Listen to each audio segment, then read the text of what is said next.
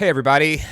Welcome to another Rue Fitness and Stacked Coaching podcast. This is, with that being said, although we say it a lot less now, so that's good. We do. And by we, it's mostly you. When That I is say true. it, it's very intentional. That is true. And when she says intentional, she means she's making fun of you. I made a funny. I like saying it in our private Facebook group. The joke means less now, though, because I don't say it as often, so we've kind of because worn we it brought out. your attention to it. It's a pattern interrupt. It makes me happy. Yeah. Okay? Right. We just need to latch on to something new now. Yeah. Awesome. Okay. So recently, Sarah and I got some fancy new tools. Yeah, and we didn't even realize it. What'd you get?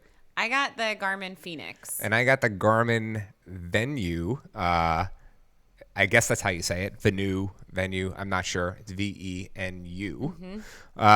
We both got them at the same time. We didn't realize we were both getting them. Nope. Why did you get that?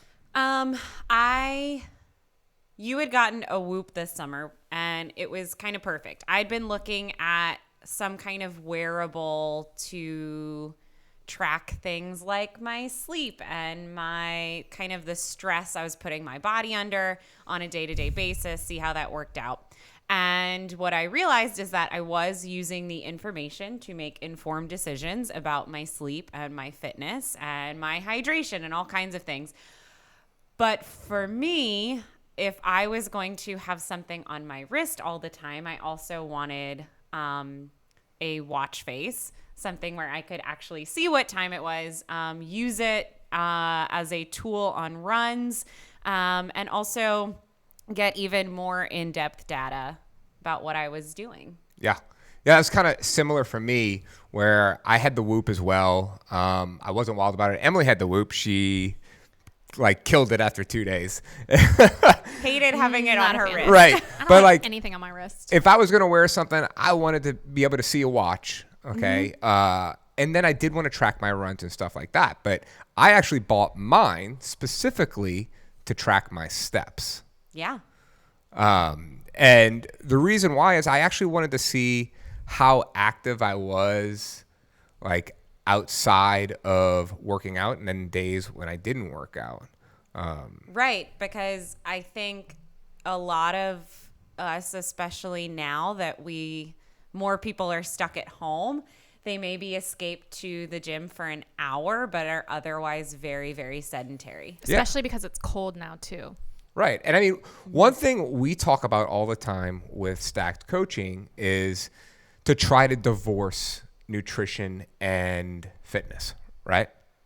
I don't know. Divorce is Well, working out is a habit that we focus on, but right. But don't work out to make up for the meal you just had. I think don't put all your eggs in the working out basket. Right. Understanding that it's a piece of the puzzle, Yes. that they're separate pieces, but they work together. Yeah. Yeah. But one of the issues we see a lot, and part of the reason why I wanted to be a little guinea pig, okay, is that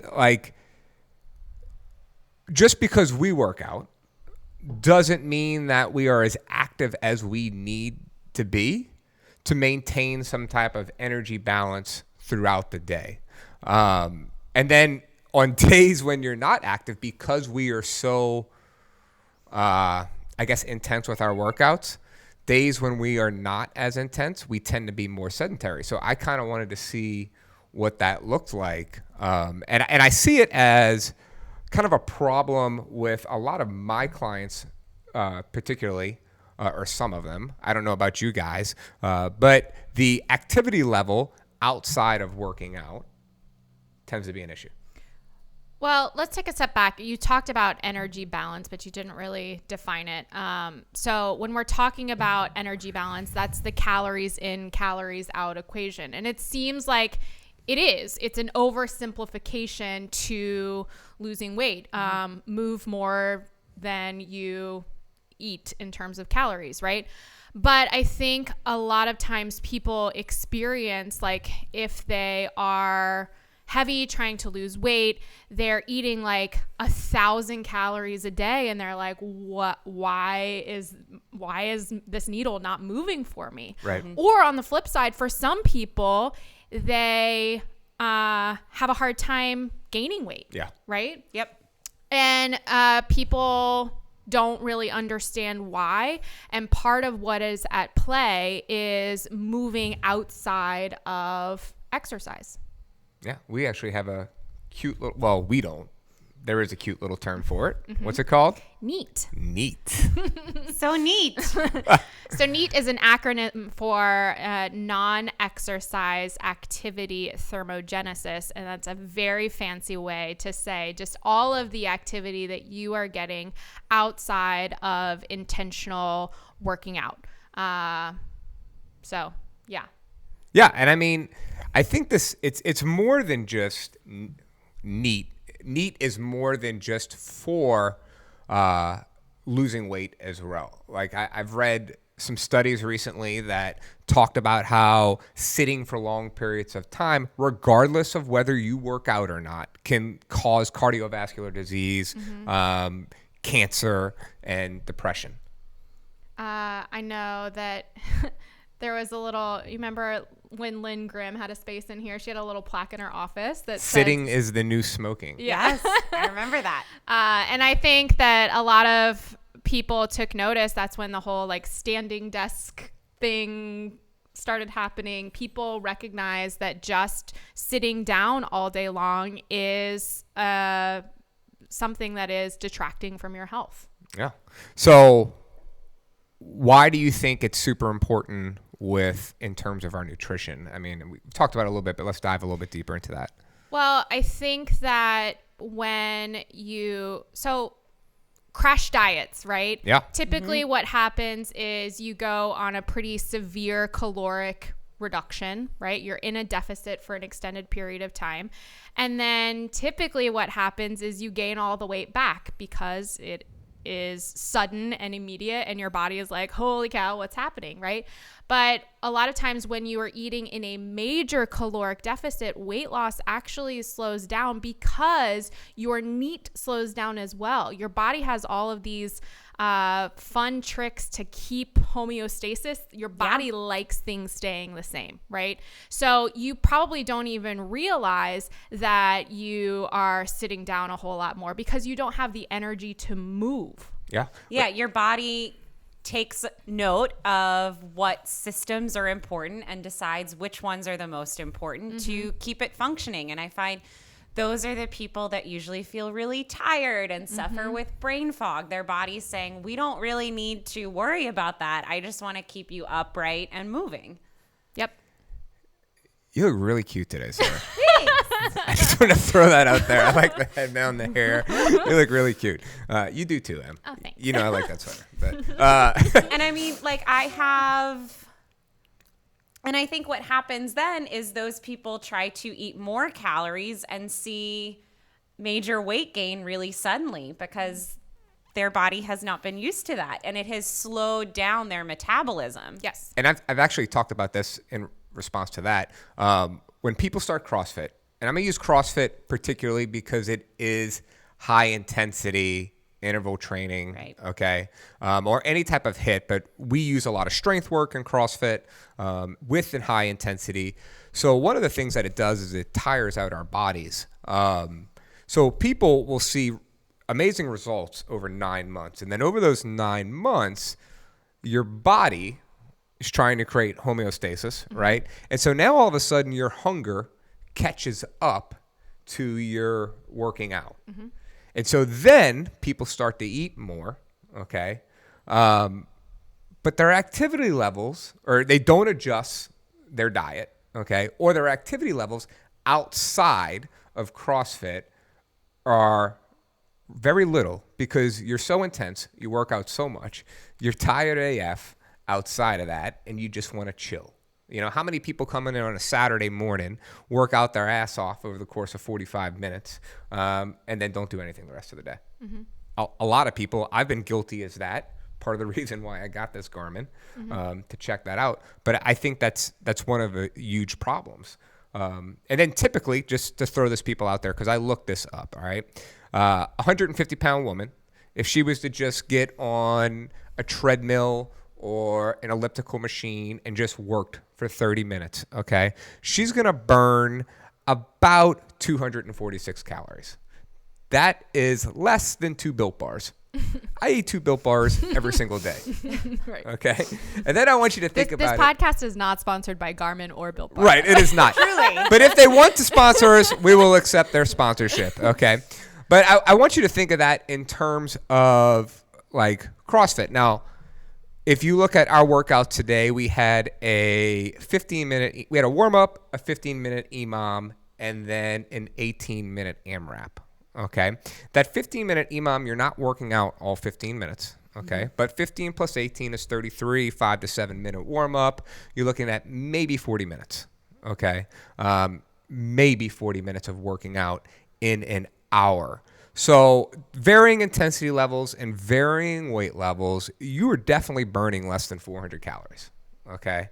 That is not a lot of food, guys. I mean, to do that. And Right. so most people need more activity level outside of the gym. Yep. And I think that people probably don't even realize what they're doing until they start to measure it. We say at Stacked Coaching all the time, we like to make outcome-based decisions. Yeah. And a lot of times, like, we'll just ask people to track their food without telling them to do anything different. And it's because they are taking the effort to measure things that they're like, oh, and they self-correct all the time. So I think that just by measuring what you're doing, you have the potential to make it better. Yeah. And I mean, what have you seen me doing since I got my Garmin? Sarah. I've seen very little, but almost every time I step outside of my office and see Bradley on the gym floor, he is doing a set of high knees from one end of the gym to Girl. the other. So we just went on a little like weekend getaway, extended weekend getaway, and it was a very active trip. We worked out 2 times. Shout out to On It in Austin. We got free bikes from our hotel and bike rided all over the city. Bike rode. Road. Road. That's RODE. Just rode your bikes. We rode our bikes. Rode our Great. bikes. Yeah, there we go. We walked all over the place, so we were having a very active vacation. But Bradley's new Garmin would like remind him to be active.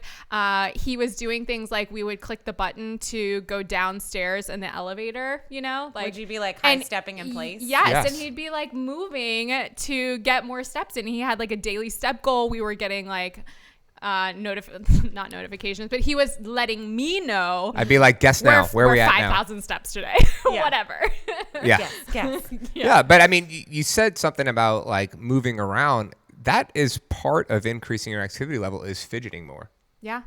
Like that is actually huge. What's interesting is I've thought about 2 things when we brought up doing this podcast. One was that my parents are crushing this. They have for years. My mom luckily was working in their neighborhood and they were sharing a car. So even though my dad's a runner, every afternoon he would walk from their house to her school and then they would walk home together. Since she's retired and especially with quarantining, until the weather got really cold, they were going on 2 walks a day. And not with the intent of exercise, but just to get out. And if they wanted coffee, they went to walk for it. If they needed to do a drugstore run, they were walking. And then the other thing I thought about was Ryan. So my husband is super slim. A lot of people think he did swimming. Like that's what I hear all the time. I will say he eats what I eat, but then on top of it, he does a lot of snacking that I cannot do. And lots of ice cream, right? Lots of gelato, lots of gummy bears. Yeah. Those things are always in my house. And people always ask what he does. Well, he is very fidgety. He's got a little tick of OCD. And I think because of that, I mean, he is rarely just sitting at his desk. I mean, a leg is Bouncing moving. his leg, He's yeah. up. He's moving around. And I think that has been huge for him. He even came and did an in-body scan one time. And I was like, oh, here it is. I get to tell Right. like, here it is. I get to show him he needs to like work out. Nope, it was Perfect. Well, so part of that proves, though, and there's a correlation between NEAT and the thermic effect on food.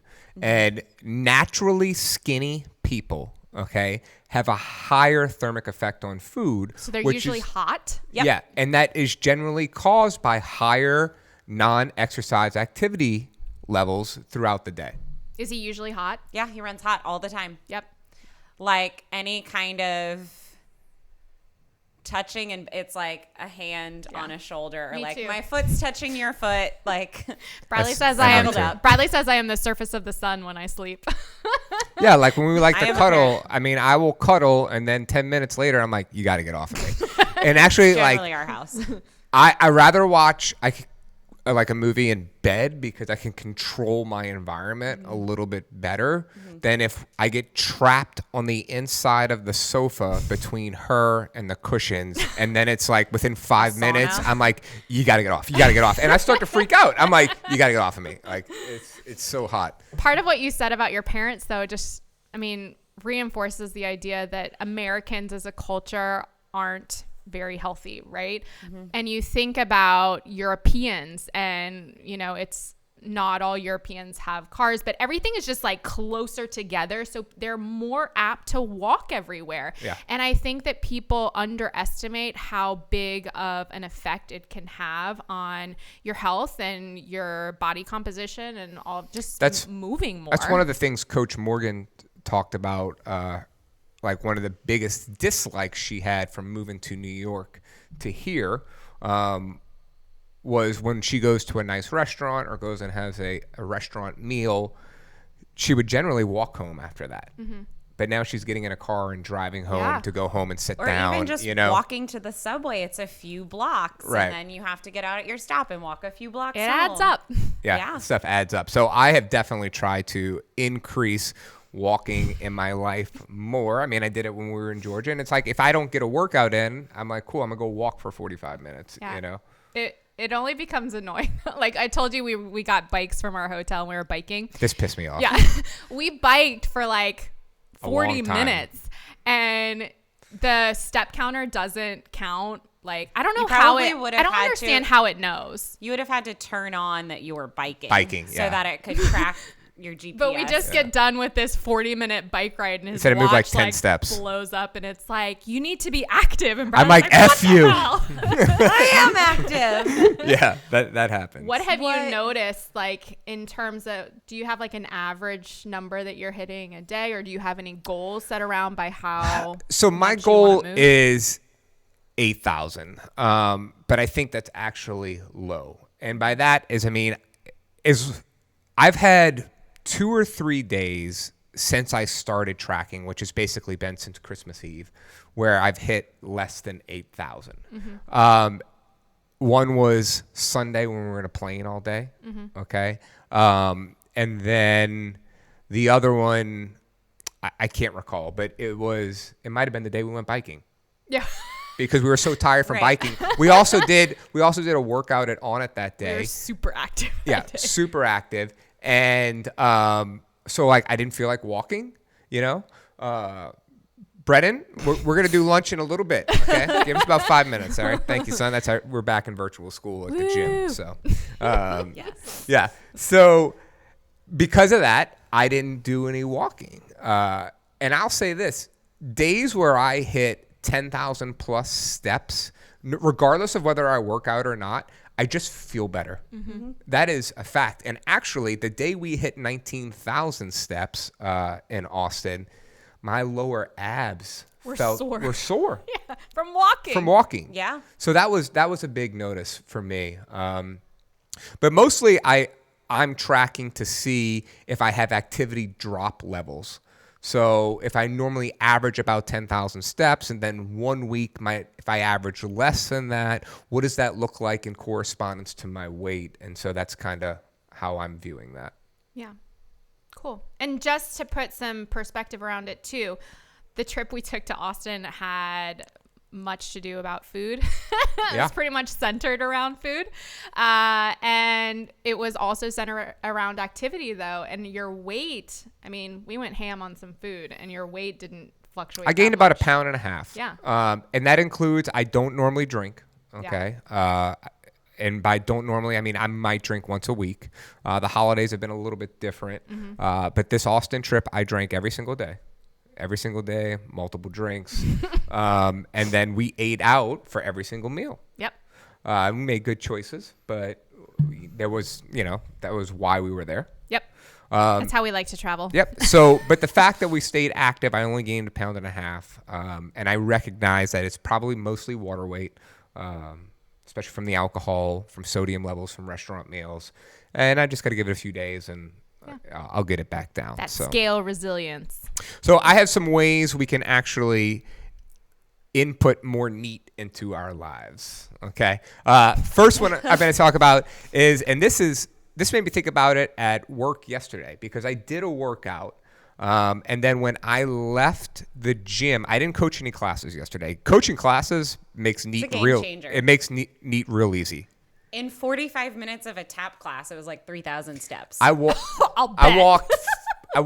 coached 2 classes, coached 5:30, 6:30 a.m. this morning, and I had 4,000 steps by 7:30 a.m., which is awesome because when I left the gym yesterday after an entire day, including a workout in which I did high knees back and forth, I was less than 6,000 steps for the entire day. Yeah. So what do we do with that? Okay. I like to talk about this is if you were working, and this is whether you're in an office, you're at a gym like we are, or whatever, is when you're done a task, and I say finish your entire task, get up, walk to the front of the office, walk to the back of the office, walk around the building, whatever you need. If you're at a place that has stairs, walk up a flight of stairs, walk back down a flight of stairs, and then go sit back down at your desk. This is also important because you actually need this mental break. One of the things I learned about on our trip is that our ability to concentrate we do not have an infinite supply.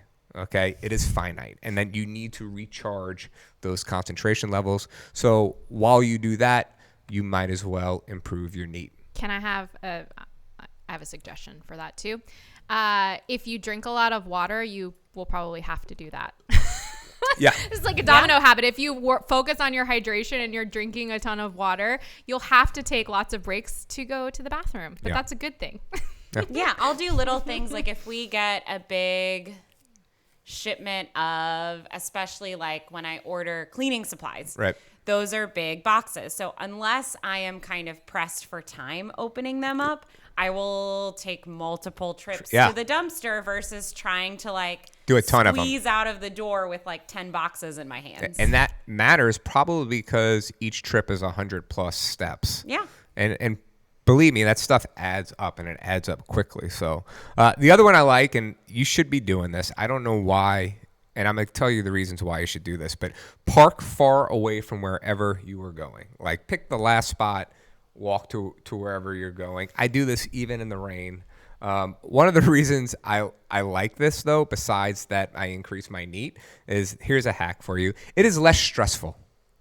Right. The further you park away. Like if you're trying to get a close spot, you're waiting by all the biddies, okay? and then there will probably be some road/park rage going on in those first 15 spots. Your car is more protected. Your car is more protected. Just park away. Increase your N.E.A.T. So use the stairs as much as possible.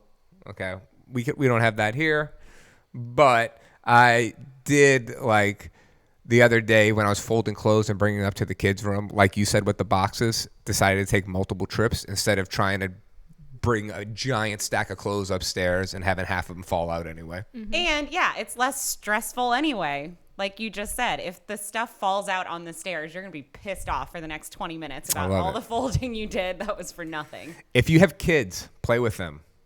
Run around. Oh my gosh. I think about that all the time. Like my kids, it kind of depends on the day, but they can eat, right? Mm-hmm. And I'm like, where do you put all of this? But you know what they're also doing? Moving constantly. Yeah. I mean, as much as possible, I've started, if I get home one day early during the week, we'll do it then. And then usually on the weekend, I'll be like, all right, let's go walk to get coffee. It's about a mile to one of our favorite coffee spots. We grab it, we drink it, we walk it back. Which place? Bean Gallery. We're there all the time. Yeah, that's a good walk. Mm-hmm. That's probably about a mile each way. It's probably enjoyable though. It is. Yeah. Sometimes we'll cut through Delgado's campus. They have like a nice little green area between the buildings, but it's also just if you're doing it alone or with someone, it's a good time to just unplug and be present. I like this one a lot. Don't have your phone conversations seated. Stand up, walk around while you're on the phone, pace around, whatever you want. Okay. I actually went for a jog the other day, last Wednesday, I think, or last Monday. I went for a jog while I was on the phone conversations at a pace where I could jog and be on the phone at the same time. And it was so much fun. Mm-hmm. Fun for me. I liked it. I like doing that as a prompt. So we use like a walkie-talkie tool to talk to our clients if they need something.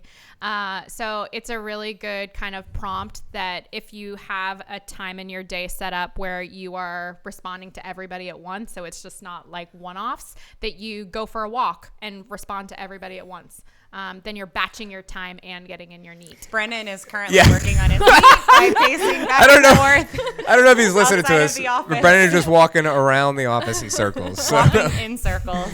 I like this. Clean and cook while dancing to music. So, we do that. Yeah, put on some music and just move around while you clean and cook. It's a fun way to do it. And then kind of the last thing I have is get a pedometer. We talked about that in the beginning. Sarah and I have the Garmin's. Fitbit will work if you have an Apple Watch. The Whoop does not track steps, but anything that would track steps is good. Doesn't have to be as cool as Sarah's and I's. All right, mine, Sarah and mine. But anything will work. Let me ask you this. Why did you choose the Garmin over like an Apple Watch? A lot of people have asked you that question. Because the GPS system on the Garmin is way better than the Apple Watch, as well as the step tracking.